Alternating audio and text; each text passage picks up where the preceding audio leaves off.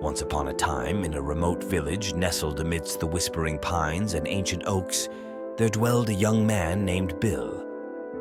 Bill was renowned throughout the land for his prowess as a hunter, possessing a keen eye and steady hand that could bring down even the most elusive prey.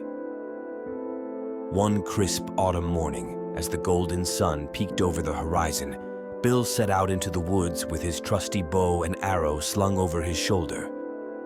His village relied on his skill to provide meat and fur for the coming winter, and he took his responsibilities seriously.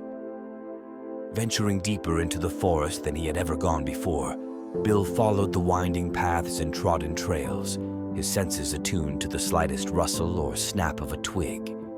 It was then that he stumbled upon a set of tracks unlike any he had ever seen, large and round, with claw marks that gleamed in the dappled sunlight.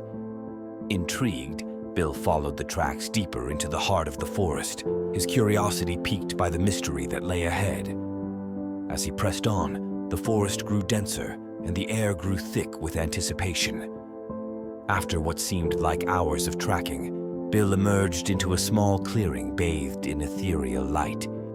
At its center stood a magnificent creature, a bear unlike any he had ever encountered.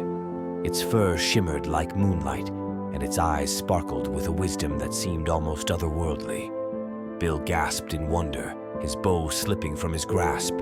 The bear regarded him with a steady gaze, its presence commanding respect and reverence. For a moment, the two stood locked in a silent exchange, the forest holding its breath as if waiting for fate to unfold. At last, Bill found his voice. "Who are you?" he asked, his words barely a whisper in the stillness of the grove. The bear inclined its head regally.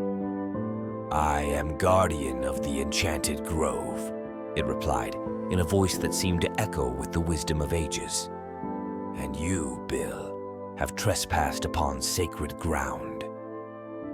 Bill's heart sank at the realization that he had unwittingly intruded upon a realm beyond his understanding. "I meant no harm," he protested, bowing low before the magnificent creature. "I am but a humble hunter, seeking to provide for my village." The bear regarded him with a mixture of curiosity and solemnity.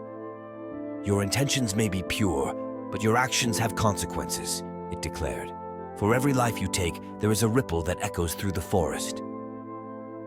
Bill felt a pang of guilt wash over him, the weight of his actions settling heavily upon his shoulders. "What can I do to make amends?" he asked earnestly, his voice tinged with regret. The bear regarded him thoughtfully. "You must prove yourself worthy of the title of guardian," it decreed. "Only then will you understand the true value of life." With that, the bear vanished into the shadows, leaving Bill alone in the clearing. Determined to right his wrongs, Bill embarked on a quest to protect the creatures of the forest and preserve the delicate balance of nature. Over the days and weeks that followed, Bill devoted himself to his newfound purpose with unwavering determination. He set traps to catch poachers, tended to injured animals, and planted trees to replenish the forest's dwindling resources. Slowly but surely, he began to earn the trust of the creatures he once hunted, forging a bond that transcended words. As the seasons passed, Bill's efforts bore fruit, and the enchanted grove flourished once more. The once barren land was now teeming with life, and Bill's village prospered as a result.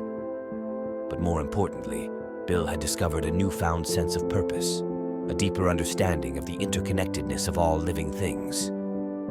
Years went by, and Bill grew old and wise, his adventures becoming the stuff of legend. And though he never forgot the encounter that had changed the course of his life, he found solace in knowing that he had redeemed himself in the eyes of the Guardian. And so, as the sun set on another day in the enchanted grove, Bill stood tall amidst the towering trees, his heart filled with gratitude for the lessons he had learned and the lives he had touched. For in the end, he realized that true greatness lies not in the hunt, but in the preservation of life itself.